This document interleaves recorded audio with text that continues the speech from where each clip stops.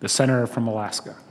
I rise today for the first time on this floor to mark the 50th anniversary of Alaska statehood and draw the attention of my colleagues to an urgent issue that affects not only my state, but all our states, the issue of global climate change. This year, thanks to action taken in this very chamber, Alaska is celebrating its golden anniversary of statehood. Acquiring the rights and responsibilities of full citizenship was the culmination of a dream for citizens of the 49th state. Statehood granted us an ability to exercise control over our vast natural resources and gave us a full voice in our national government. In the half-century since, Alaska has grown from the nation's largest supplier of salmon to become the nation's storehouse of both seafood and energy. Because of its strategic location near the top of the globe, Alaska plays a critical role in the nation's defense. During the Cold War, the superpowers stared down at each other across the frozen polar ice cap. Thanks to a thaw in the geopolitical climate, the ice curtain separating Alaska and Russia melted some 20 years ago. Today, it's a change in the climate itself that presents serious new challenges and great opportunities to my state and our nation. Alaska is now at ground zero for the effects of global climate change. I take this opportunity today to detail how that is affecting the lives of Alaskans. I'll describe a package of legislation I'm introducing to prepare my state and the nation for the next 50 years. During that time, the Arctic will play an even larger role in the nation's commerce, foreign policy, and energy independence. Mr. President, to me, there's no more dramatic illustration of global warming in Alaska than these two pictures taken at Portage Glacier, just 50 miles south of Anchorage. The top photo taken by my dad in 1970, I'll let you figure out who I am in that photo, shows me and two of my brothers and sister. The glacier is in clear view. The bottom photo was taken 35 years later in 2005. It's of my son Jacob standing in the exact same spot and the same time frame in that year. The glacier is nowhere to be seen because it has dramatically receded due to global warming. Today in the Arctic, the sea is melting so fast, most of it could be gone in 30 years. You can clearly see it in the polar projections of the Arctic. The implications of the loss are enormous, devastating for species such as the polar bear, walrus, and seals, which depend on the ice for their very survival. Life-altering for Arctic residents who have depended on marine mammals for their nutritional and cultural needs for thousands of years. Literally earth-shattering for the entire Alaskan Arctic communities, which are being wiped away by erosion and thawing permafrost. When this global air conditioning is knocked off kilter, it accelerates climate changes we are already witnessing around the globe that neither science nor our political system can stop. Consider these examples. Storms raging over waters that once were frozen solid, which are now ice-free for much of the year, are eroding sections of Alaska shoreline at a rate of 45 feet per year or more. This undermines the entire coastal villages like Shishmaref and Kivalina. Thawing permafrost is causing roads and foundations of homes to buckle.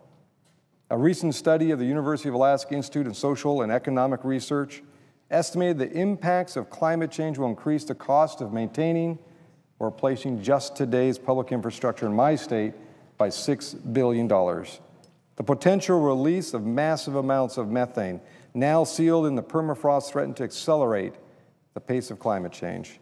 That's known to scientists as Arctic feedback. Warming water temperatures are pushing cold water species north and attracting warm water species from the south. Fishermen in Sitka are encountering the giant Humboldt squid from Mexico. Tuna, whose usual habitat favors the tropics, have been caught near Homer. And invasive species such as the green crab are moving steadily northward. Ocean acidification, the result of absorption of carbon into our marine waters, weakens shellfish, coral, and even plankton, the very first link of the marine food chain. At the GA summit last month in Italy, developing nations agreed to the principles of limiting average increase in the Earth's temperature to no more than 2 degrees Celsius above pre-industrial levels. In the American Arctic, we exceeded that long ago. The diminishing ice creates opportunities in the Arctic, but even those pose new challenges. For example, the Beaufort and Chukchi Seas are believed to contain almost twice as much oil already has been produced from the North Slope. Arctic oil and gas development has been conducted safely onshore in Alaska. Also, Alaskans have the technology to safely produce it offshore. But subsistence users who rely on the marine mammals for their way of life are legitimately concerned about the special challenge of how to prevent and respond to oil spill and broken sea ice. The diminishing Arctic ice pack could open new grounds to commercial fishing, which can create new jobs. This also presents challenges to manage fish stocks in the region as we learn more about the impacts of fishing in these previously inaccessible waters. Opening the Northwest Passage and the Northern Sea Route, and eventually the Polar Sea, will bring an increase in shipping and even tourism to the Arctic. This means new economic development and additional jobs to the northern part of our state. Our neighbors have taken notice of the warming Arctic too. This picture of the Russian submersible planting the country's flag on the North Pole's ocean floor was shocking to Americans and other Arctic nations. The Swedish foreign minister, whose nation is the president of the European Union this year, demonstrates that Europe understands these changes when he recently said the melting polar sea ice is creating revolutionary new transportation possibilities between the Atlantic and the Pacific. Although Alaskans are well aware of the impacts of climate change in our state, national decision makers are just starting to come to grips with its challenges and opportunities. A proposed American Arctic policy was adopted in the final days of the Bush administration. While not perfect, it highlights many areas that need further focus. Here in Congress, climate change has risen to a high priority in these halls and in the Obama administration. Mr. President, I commend these many initiatives and pledge my cooperation with other members of this body and the national administration. To advance this effort, today I'm introducing a package of 7 bills to address these challenges, almost all of which have been caused by or made worse by climate change. I call this package the Inuvic. It's a word from the Inupiaq Eskimos of Alaska North Slope, which means the place where we live. I can think of no more appropriate term coming from the very people who are being affected every day by climate changes in America's Arctic, the place they have called their home for thousands of years. Mr. President, my package starts with improving our fundamental understanding of the region. We need to invest in basic science to better understand the Arctic oceanography, meteorology, biology of its fish and marine mammals, as well as the natural resources and oil and gas potential. We need a coordinated research plan. It should start with baseline observations and include better science supporting Arctic-specific oil spill prevention and response. This plan must also include local and traditional knowledge. After all, some of the first and most accurate predictions of Arctic climate change came from Native elders. My bill calls on the Secretary of Commerce to undertake a comprehensive strategy to coordinate Arctic research, to make recommendations to Congress on a long-term Arctic Ocean research plan, and to provide the resources for this vital mission. We also need to promote a pan-Arctic research, especially with our Russian and Canadian neighbors, to address scientific issues that span international borders. My second bill will provide the United States equal standing with other Arctic nations when it comes to our participation in the International Arctic Council and other forums.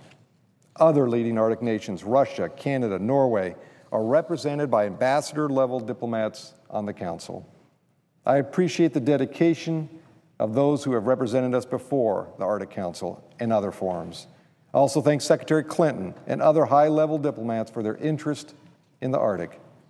But the United States needs a permanent representative on an equal footing with representatives of other nations in these important forums.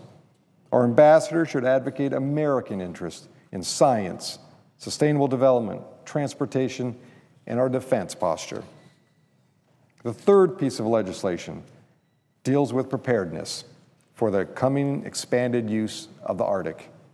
We must increase our investment in the basic infrastructure to maintain a permanent presence for scientific, economic development, and national security missions. Critical to that is the need to replace our fleet of icebreakers. The Polar Sea and the currently idle Polar Star have both served beyond their 30-year lifespan. The Healy is newer, but designed primarily for scientific use. That scientific mission is important, but we need an icebreaking fleet to assert our national interests by patrolling our Arctic waters, monitor our increased traffic, and respond to search and rescue, oil spills, and other incidents. In addition to their life-saving mission, the Coast Guard is a vital partner with Alaska's commercial fishing industry. The $4 billion industry is one of our nation's truly American industries, providing 58,000 jobs. Our Coast Guard needs facilities to serve as a base for aerial surveillance, spill prevention, emergency response capabilities in the Arctic. Currently, our closest Coast Guard air base is located in Kodiak, a 900-mile commute just to reach the Arctic coast. That's like patrolling the Gulf of Mexico from air bases in New York. I applaud the stamina of our Coast Guard crews who have kept our C-130s in the Arctic skies by performing maintenance work on the ramp in sub-freezing conditions. The least we can do is provide them with the heated hangar. My legislation would address the need of along with this facility, as well as other critical infrastructure facilities they need to do their job. Fourth, we must achieve a balance in the environmentally responsive resources development in the Arctic. A diminished ice cap may clear the way for more affordable development of the enormous energy resources and reserves that the U.S. Geological Services say lay beneath the Arctic waters. This region contains an estimated 30 billion barrels of oil and 220 trillion cubic feet of natural gas. The resources can create thousands of American jobs and help ensure our national energy security. We must get the science right and provide the infrastructure necessary to protect human and animal life and the environment. To help achieve that, my measure calls on the Coast Guard to assess the Arctic development and develop the necessary infrastructure. It also requires the Secretary of Commerce to direct research to prevent and improve oil spill recovery in the Arctic. My fifth bill deals with benefits of energy development in the Arctic. Most Alaskans support oil and gas exploration in the outer continental shelf and can do the development there in the right way, as shown here. Another example is BP Liberty Field, located off Alaska's northern coast. To minimize the impacts, directional drilling from this island pad can tap oil reserves 8 miles away in the water. As part of this package, my bill extends to Alaskans the same share of federal revenues that residents of the Gulf states currently receive. It would direct a portion of those revenues to the most affected, the residents of Alaska's North Slope, where communities have depended on marine mammals from these same waters for thousands of years. I believe the Arctic resources belong to the people of the Arctic and should be shared among them. My sixth bill deals with critical omission from the new presidential directive on the Arctic, addressing the health problems of the Arctic people. Alaskans and others who live in the northern latitudes experience numerous health problems, including higher rates of alcohol abuse, diabetes, high blood pressure, and tragically, death from injury and suicide. In many cases, it's unclear what causes these problems. More research is necessary in the prevention and treatment. This bill proposes a study of mental and behavioral health issues in the Arctic. It would create an Arctic desk at the National Institute on Health that was called for in federal legislation in 1984, but never was established. Finally, it would institute a health assessment program at the Centers for Disease Control focused on the Arctic. This vital research will not only benefit residents of my state, but citizens across the country. The seventh bill in this package addresses the huge losses of coastal territory as a result of dramatic climate change. As a June 2009 government accountability study on the issue says, quote, most of Alaska's more than 200 native villages are affected to some degree by flooding and erosion. In some cases, entire Alaska villages in my state are at risk of serious erosion or being washed into the sea. To make matters worse, some of the most severe flooding in recent history occurred this spring. Millions of dollars in damage was done to Alaska communities, prompting state and federal disaster declarations. To address these issues, I propose the creation of the Arctic Adaptation Fund. This fund would help the state of Alaska, Alaska Native organizations, affected Arctic communities, and the private sector deal with the impacts of change. This includes flooding, erosion, permafrost melting, damage to public transportation systems, and buildings.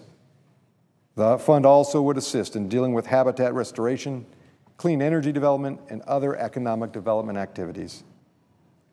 Mr. President, I'm considering introducing an additional piece of legislation in this package. It focuses on providing the people of Alaska's Arctic with a greater voice in development decisions affecting their lives. This bill would establish the Arctic Regional Citizens Advisory Council. It would be modeled after similar councils operate successfully in the Prince William Sound and Cook Inlet regions of Alaska. At the request of the North Slope Borough Mayor Edward Ida and our constituents there, I've agreed to hold off on this bill for now so we can continue the conversation with the people of the region, along with industry and regulatory stakeholders. In addition to the legislation I'm introducing today, Senate ratification of 2 treaties would dramatically improve our nation's ability to address Arctic climate change. The first is the Convention of the Law of the Sea, negotiated in 1982. This treaty is designed to settle long-standing disputes over national rights to offshore waters and resources. The Senate's ratification of this treaty would put the United States at the table at a time of great change in the Arctic. I note support of the Law of the Sea Treaty comes from a broad spectrum of organizations, from environmental groups and oil companies to the U.S. military. I strongly support the ratification of the Law of the Sea Treaty and will be proud to co-sponsor this measure. The second key international agreement the Senate should ratify to address Arctic health issues is the Treaty on Persistent Organic Pollutants, or POPs. These pollutants, PCBs, DDT, dioxin, and even fire retardants, are carried by wind and sea currents to the Arctic. They are then trapped by the ice, and are stored in the fatty tissues of fish and marine mammals. They are the main component of the local subsistence diet. The POPs Treaty was adopted in 2001, but like the Law of the Sea, it has never been ratified. It's time that changed, and I'm honored to be a co-sponsor with Senator Harkin's bill, Senate Bill 519, to implement provisions of this treaty. I look forward to working with the chairman and ranking member of the Foreign Relations Committee in the Obama administration to bring these treaties forward to the Senate for consideration as soon as possible. Mr. President, because of Alaska, America is an Arctic nation. My state has over 700 miles of shoreline just along the Arctic Ocean and over 100 million acres above the Arctic Circle. If you define the Arctic by temperature, it encompasses an even broader area that includes the Bering Sea and the Aleutian Islands. Through the diligent work of many scientists, we have learned much over the past century, but there is much we do not understand. This century and the next 50 years of Alaska statehood brings great challenges and great opportunities. To succeed, we must address the broad policy implications of ice diminishing Arctic on the diplomatic, scientific, and national security fronts. We must make the needed investments to ensure the United States maintains its leadership at the top of our globe. And we must listen to and address the needs of residents of the Arctic. With this Nunavut package of legislation, we will take a major step toward achieving these important goals. As they say in America's Arctic, Karnapak, thank you. Mr. President, before yielding the floor, I want to mark a passing of a great Alaskan. Lou Young, the wife of Alaska's longtime Congressman Don Young. Lou passed away suddenly over the weekend. Lou was an Alaskan of true distinction. I'm proud to have shared a friendship with her for several decades. Our state is better because of her service and many contributions. The thoughts and prayers of Alaskans and me are with Representative Young and his family. I ask unanimous consent that my full statement be placed in the record. Without objection. I yield the remainder of my time.